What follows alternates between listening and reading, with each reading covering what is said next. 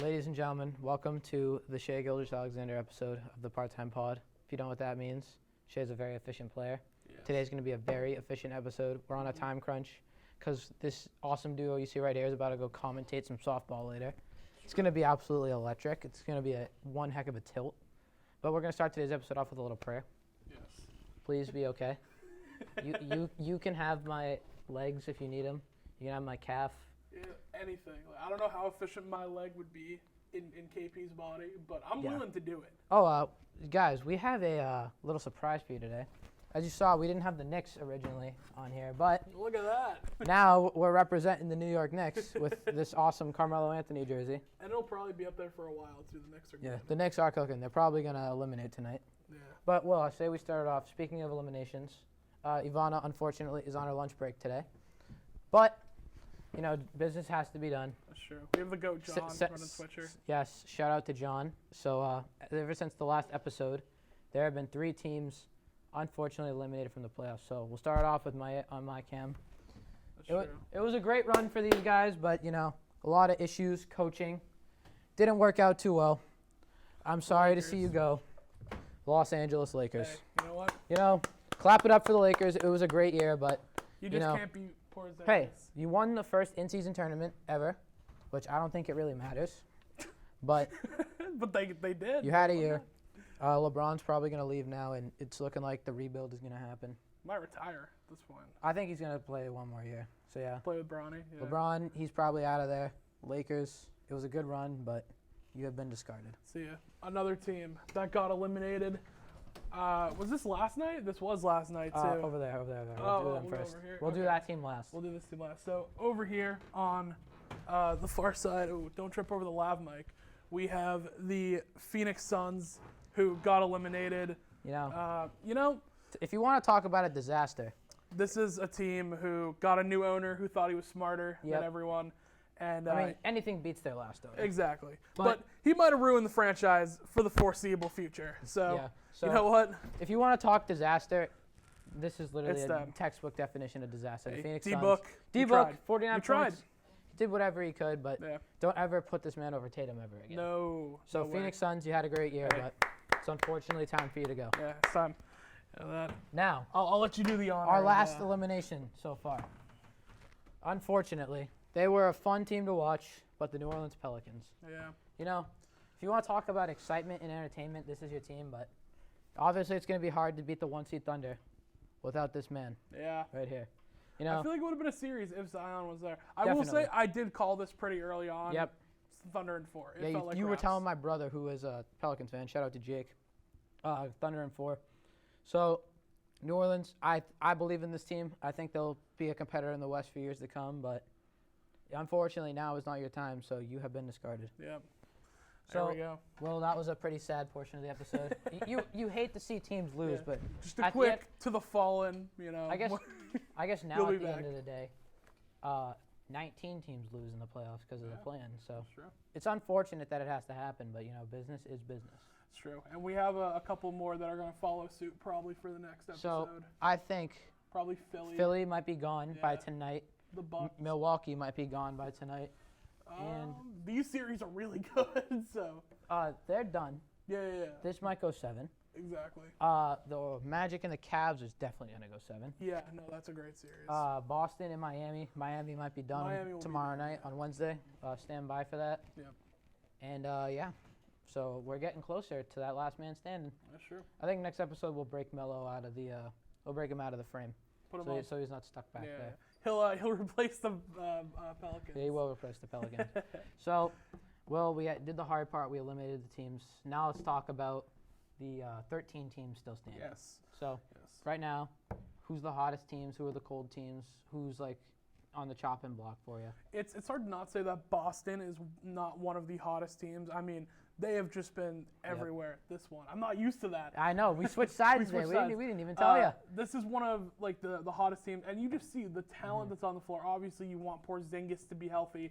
It's a massive part of this team, but you need Porzingis to be healthy. That's number one. But also, you have players like Derek White who just any single night can come in and drop 30 plus. He had 33 last night. 40 piece Just a calm 40. I mean, he was balling out there. And Jalen and Jason didn't even do that much. Like, they played their normal game, but it was Derek White who led the charge. And Yep.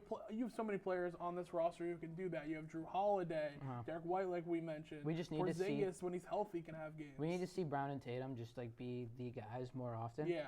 Because I think we can still, win this last game without Porzingis. But obviously, I think any logical human would rather have him there. Yes. But I think if you were to play Porzingis, which I don't think he's going to play tomorrow night. No. Rest him. Like, even if like you go up by 10, put him on the bench. Yeah. Don't risk anything. Like, don't play him in the fourth I quarter. don't even think playing him is worth it, honestly. Yeah. It's just not Because a good idea to play him. Let's be honest. Magic Cavs, that's going to be Boston's next matchup. Yeah. One of them. Yep. That's going 7. Yeah. That's not going to. There's no way that series doesn't go We're 7. 2-2 right now, We right? are. With both teams And taking home court. Orlando is hot right now. Yeah. Orlando's won the last 2 games by a combined 62 points. Paulo's been him, man. Paulo has been a Jalen bucket. Suggs has been locking up Spida. Yep. It's a good series. It's very If you good want series. like a good series of basketball, Orlando, Cleveland. It might not be the most entertaining series. Yeah. When I say that, I mean like not most marketable series because you just had They're 2 small franchises. you had Minnesota play Phoenix. You had Yeah. future of the league play KD. Mm-hmm. That's obviously marketable. You're having one of the best rivalries in the league right now. Boston and Miami play each other. That's gonna get people watching. Yeah. Cleveland and Orlando, not so much. But doors open. Yeah.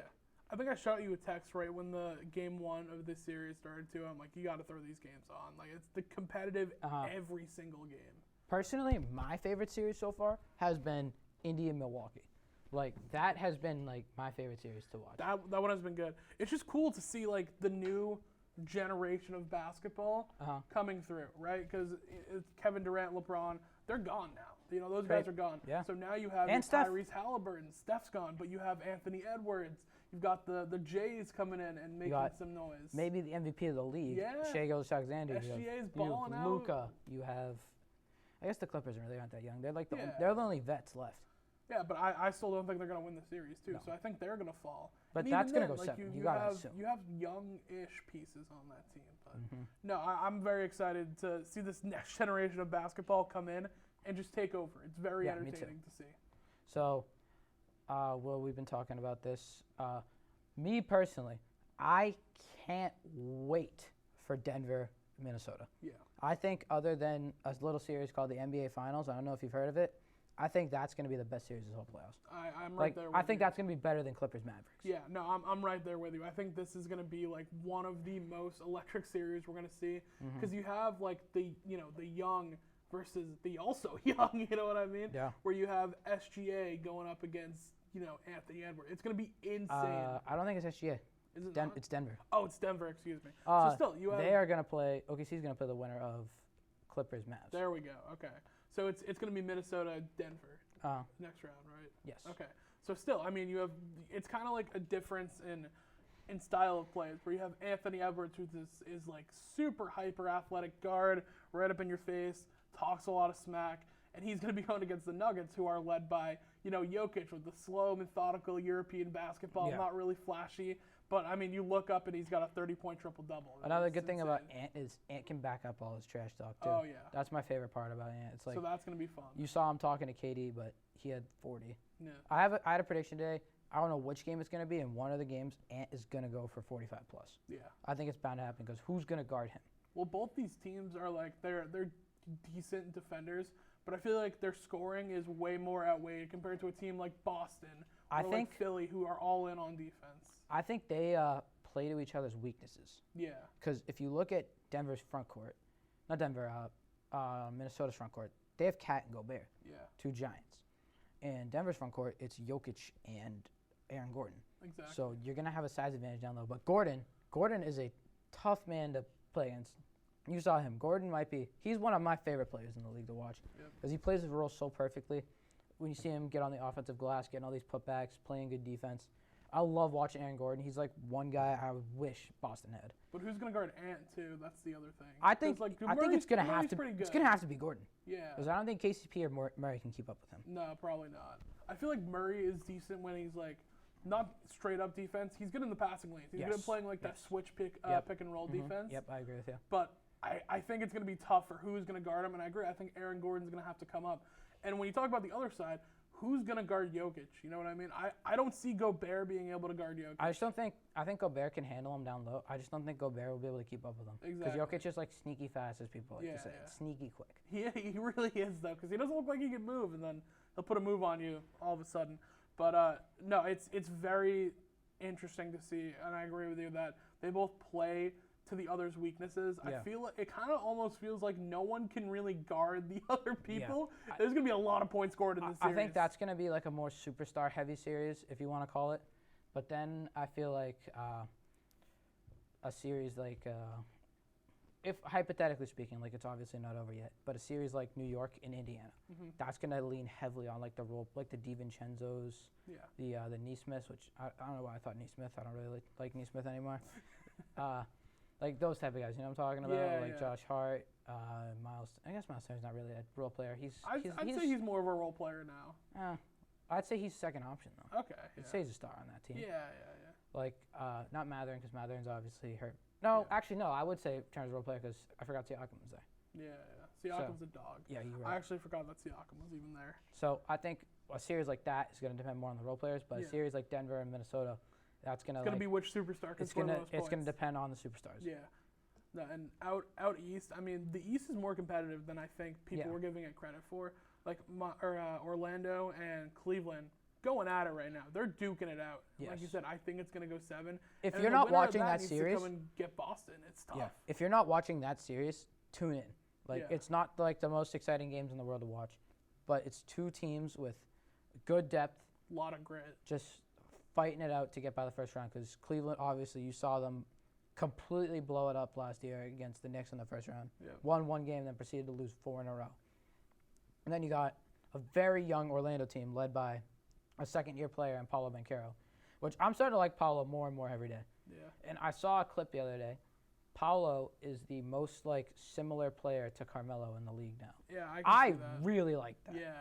I've been a Paulo defender since actually the Conti and Nick days when we were. I think our first episode that we did in the MCM studio was we were talking about like why did they bench Paolo Banchero in the summer league, and I'm like, because he's gonna be a star.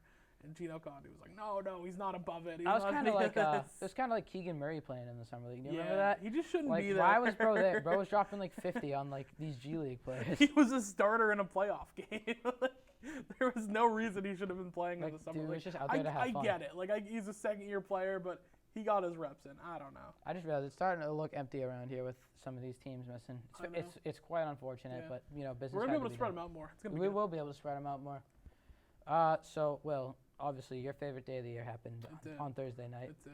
A lot of your predictions were right, but there were some that just blew us out of the water watching the draft. Oh yeah. The stuff that no one. I want to predicted. highlight one of them. Yeah. Atlanta Falcons with the 8th pick in the draft select Michael Penix Jr. I don't think anybody saw this pick coming. So, like, what did you think about that, and like, where did you go? I was shocked. I mean, just like everyone watching this, I was shocked that Atlanta went quarterback because we thought this is finally the year where they don't go skill position in the first round. We thought, oh, you know, they went Bijan Robinson, they've gone Drake London, they've gone Kyle Pitts in the first round. Maybe this is the time where they don't go in that direction and they actually choose to go defense because that's kind of what this team is lacking right now.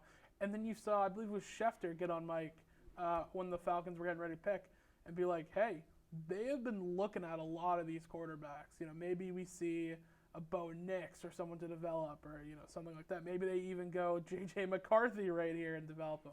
But going Michael Penix is crazy. I don't think anyone in a mock draft had Michael Penix going before J.J. McCarthy. I was blown away. That was one of the ones where I sat there and I'm like, oh, man, like, this is the draft. And then the video comes out later of the owner talking to the GM. Just like, what are we doing? We just signed Kirk to $180 million. I really like Penix, though. Yeah, like, me too. Watching I'm him a in big college, Michael Penix I think guy. he was amazing. Yeah. And I know John back there. I know John loves his Florida Seminoles. I believe, what's his face? The guy that got injured got drafted, right? Jordan Travis did get drafted. Jordan Travis got drafted. Yeah. Didn't he go in the... He went in the 7th round, He went very late. And then the kid out of South Carolina, I forget his name. Rattler. Yeah, he got drafted too. How do you think he's going to do? I actually really like Spencer Rattler. I think he's very underrated. He's a good piece to this team, or whatever. He went to New Orleans, so I think that he I think Derek Carr is faced a lot out of a job. Probably. but I think Rattler needs to sit. He needs to cook for a little bit more. Yeah. But Rattler is the definition of a guy who has faced adversity and looked it right in the face and kept going. He goes to Oklahoma, plays well. Team starts off to like a 5-0, 6-0 record. Then they go up against, I forget who it is, but it's the game that Caleb Williams comes in and ends up replacing him. They never look back. They go Caleb Williams the rest of the time. And that's a guy who was a Heisman favorite and also a top 10 pick mocked at the time, like Spencer Rattler. He's going to be the guy. And then he has this thing where he's just dropped off, faces adversity, and then he goes, you know what? I got to keep this thing going. He goes to South Carolina, so not only does he transfer, he transfers to the SEC to play against SEC defenses, and then he has a bad offensive line behind him, and he still looked everything, all that adversity, and he still balled out, and he had a great year. I'm big on Spencer Rattler. I think he needs time to cook, and he needs to go to the right system. And I think right now New Orleans is that right spot. I'm very excited to see him. So there are some other people that got drafted. So one of the things that shocked me, I know some people saw it coming because of Harbaugh obviously wanted to be a big run game guy. Joe Alt at 5 goes to the Chargers. Yeah. I know you were confident in them taking either Malik Neighbors or Rome Odunze. It's true. What do you think about them picking, like, protecting their franchise quarterback over getting a new receiver when they don't even have a third wide receiver yet? Yeah, I mean, we mentioned on the pre-draft show that their locker room is Quentin Johnston and Joshua Palmer. So that's their wide receiver room. Still is their wide receiver room. Actually, they drafted a couple of guys who I actually like the picks that they made at wide receiver. I think getting Ladd McConkey was huge in the second round. That's a massive steal. But I thought this should have been Neighbors, 100%. And I was shocked that it wasn't Malik Neighbors. But, if you look back, I did mention Harbaugh loves running the ball. And Joe Alt is the best run-blocking tackle in this draft that also has the ability to be a very good pass blocker, with that size. And I was saying, hey, I think it's going to be Malik Neighbors. But if anything tells us about Harbaugh, he loves a run game. It could be Joe Alt. Never actually thinking that they would go Joe Alt. But it was another one of those picks where I was like, man, you really got to buy into stuff it's not all just a smoke show. But I don't know. I feel like that should have gone Neighbors, but I do like the wide receivers they got later. So do you think this is finally going to be the Chicago Bears break the curse of being the worst team in the league? Yes. This has to be a year where they're competing for the playoffs. I get that Caleb Williams is a rookie and all that, but you go out, you get Caleb, like we mentioned, in the first overall pick. At 9th overall, you get Rome Odunze, who's going to be an absolute animal. That's a steal. Rome falling to them that low is insane. He could have easily been a top 5 pick. You got Rome Odunze, and you go out, you get all these other pieces in free agency. You go get Keenan Allen.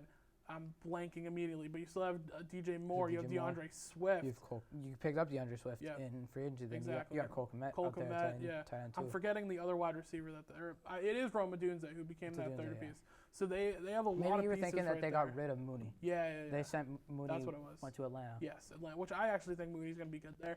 But for Chicago, they have an offense that is ready to go and score a lot of points. Even with a rookie quarterback, this guy's supposed to be the surefire thing, and I think he will be. I'm very confident that Caleb Williams is going to be good. I've heard Caleb Williams get a lot of Pat Mahomes comparisons. Now, obviously, it's going to take a lot to get to there, but I see the vision, if that makes sense. In his play style at USC, you could definitely see the flashy plays he was making, scrambling outside of the pocket, thinking quickly and making these quick decisions. So I see it, but I'm going to need to see more to believe it. Yeah.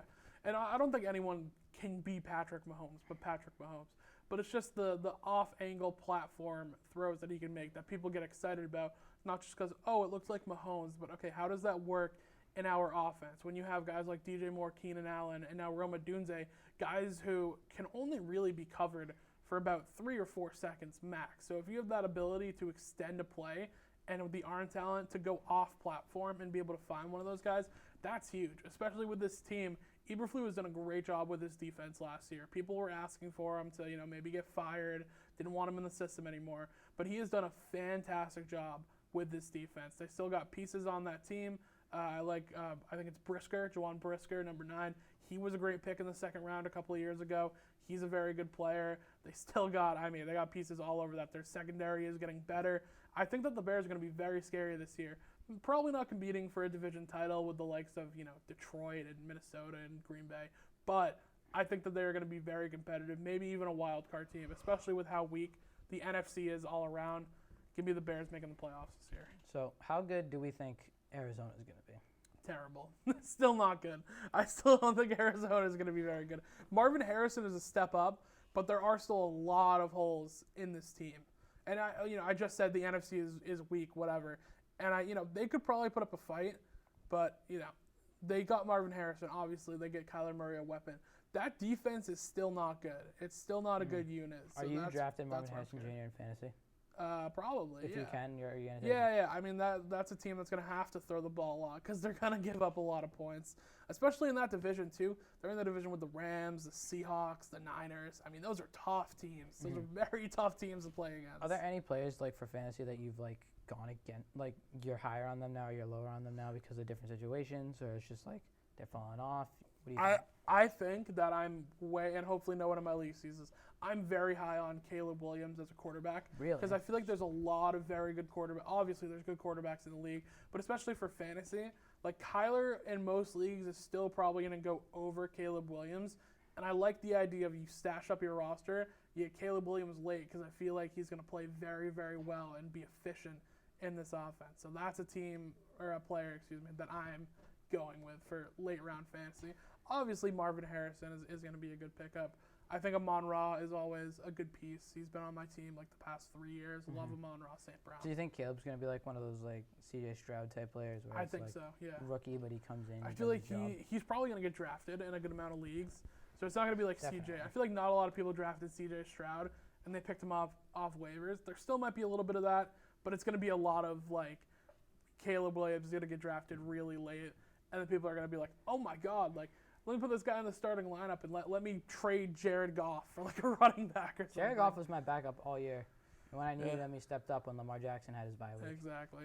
I love that. And obviously, I'm going Kyron Williams, round one. In the first round, of Yep. course. You got it. The king. I mean, the only player I'd take over him is my precious king, Jamar Chase. Yeah. Now I know CMC, Jefferson are probably some good picks, but like that's my king right there, Kyron Williams. But Jamar Chase, they did just go running back again. The Rams did. They got Blake Corum, so I don't know why they did that. You literally have like the best running back in the league on your team. I don't know. I'm just worried we might see split touches this year now. Maybe not split, but we're gonna see more Corum for sure. I'll get why. Like Kyron's just so much better. Yeah. Like, we saw him what he did this year, and he missed 6 weeks. Yeah. And he was still a beast. I'm a big Kyron Williams. I'm just saying. Huge. Blake Corum late for some insurance might not be a terrible idea. I don't mess with Blake Corum. Not right now. We're not messing with Blake Corum. I'm sure we're he's all Kyron Williams. I'm sure Blake Corum's like a great guy and all, but I just don't mess with him at all. Yeah. No, I feel that. Let's get a quick time check here, because as we you said, are. we're on so we got about 10 minutes to go. There we go. So, we're doing very good today. We covered the two biggest things we wanted to We cover. are very efficient. NBA playoffs and got through, obviously, the NFL draft, which you did very good in your predictions from what I saw. Yeah, it was pretty good. I did say I missed one. I really thought Nate Wiggins was going to be a Steeler. He ends up being a Raven. So I got the division right, I guess. You can go with that. You get like a quarter of a point. Yeah, sure. I'll take that. I've got a little story for you guys. So yesterday during the Celtics, like right before the half ended, when the Porzingis thing happened, I called Will after Porzingis went down, and Will just gets on the phone. He's like, I don't want to talk about it. Nope, stop. I don't want to talk about it. Don't talk to me. I'm like, Will, we need to talk about this. Okay. It's gonna be okay. Things no, happen. It's not. It's No. not okay. But we got an alert from Woj that it's not an Achilles injury. So, but the thing is, Porzingis has dealt with like this calf stuff during the season, and he missed like a couple games because of it. Yeah. So I'm hoping to God that this is not serious. Rest him like a game or two. Just rest him for the series, honestly. Rest him for the rest of the Miami series. He'll be fine. Because we are going to need him for the winner of Orlando and Cleveland. Honestly, we're going to need him more if Cleveland comes out of it. I think so, yeah. Just because of how with big Mobley and Allen. Yeah.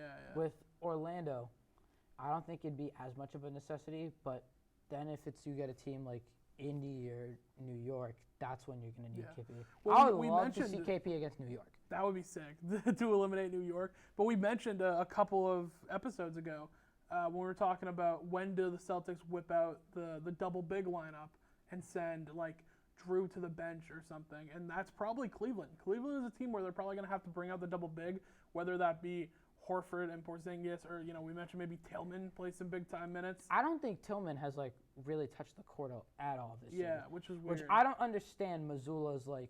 But it's the idea behind 8-man rotation. Yeah, you but shorten the bench. I would take Tillman over most of the guys that are coming off the bench. It's more Hauser minutes, which is weird, but because they're playing Hauser as more of a wing. Why are you not using Tillman? Yeah. Tillman's like arguably a top 3 defender on that team, and you're just letting him rot on the bench. Yeah. Like Brad Stevens traded for him for a reason. Which, by the way, Brad Stevens won Executive of the Year today. Very well deserved. Insanely well deserved. Shout out to the GOAT. Brad. Yeah. If you want to talk, we may well give a lot of people the title of GOAT. Not many people are more deserving of that title than Brad Stevens. Oh yeah. Shout out to Bradley. I've actually met Brad a couple times. I've seen him. Yeah. I've seen him at AAU games. I told him that he should trade for Porzingis if he became GM. So I think you guys have to partially thank me for that. Yeah. That's a Tyler Panero masterclass. Yes, right yes, it was. I play a lot of 2K My League. I know how to make trades and sign people. And that's all it is, really. Yeah. You can be a GM if you can create a championship team on Yep. My League and 2K. So, That's all it takes. but we were mad efficient this episode. Yeah, we I were. think this is going to be a shorter episode than most, Yeah. which we're sorry about that. Just, times are getting crazy. Exactly. Spring sports, absolutely, sports are absolutely. balling. Rolling. I believe Also- every spring sports team out of like the big ones are over 500. Yeah, they're killing it right Girls now. lacrosse had an 7-2. absolute 7-3, excuse me. unit of a game yesterday. Oh, yeah. Julia O'Brien ripped that little backhander thingy Yeah. at the very end. That was It pretty was fire. insane. Boys I think lacrosse has Lax 2 is losses. good. Yeah. They're playing a huge game on Thursday that I think Will and I will be there for Yes. against Hingham. Number 1 team in D2 versus number 3 team in D2. It's going to be absolutely electric. And then we got Brady Boney covering a couple this We week. do- I Make think- sure you subscribe to the Marshfield Community Media YouTube. There's just and so much all the content. social medias. Keep an eye. We have a lot of sports Yep. content coming this week. We got baseball. We got I think every single day this week we're have covering something. something. Yeah. like tomorrow. Sam Gracia is going to be covering baseball. Yeah. Me and Will might pop out because we got to edit our video from Tee Up to Gear Up. Which, if you went to Tee Up to Gear Up, shout out to you. You're a legend. It was fun. And I love we that. interviewed so many people. It was such a great That experience. video is gonna be really funny too. If I So thank make anyone, sure- I thank John for letting me and you have the freedom to make a video like that while we were there. No, that was We cool. were recording co-worker swings. We were talking to like Aiden Keelty's mother. Yeah. We were talking to employees. Shout out to JD Ambrose. It was one awesome time. Yeah. And then Sam made an actual good Yep. video there. Which yeah. Well, a visually video, pleasing video. I was gonna say our video was good in a different way. Yeah, exactly. But I think the best thing I got out of Tee Up to Gear Up was I developed a new golf swing. All it takes is one hand, ladies and gentlemen. Just bang. And stay tuned for that video because Yes. we have it documented of that swing. So thank you guys so much for listening to this Yes. episode of the Part-Time Pod. Sorry for cutting it short, but Will and I obviously we're gonna tomorrow. I actually have a half day, so tomorrow we're gonna edit that, and if we have time, we'll try and make some clips for the Instagram. Follow us on Instagram at MCM's Part-Time Pod. Yep. This has been Tyler Panero, I'm Will Nicholson. and we will see you on Friday for the next episode, and maybe we'll be eliminating more of these teams. Most likely. Thank you. Peace.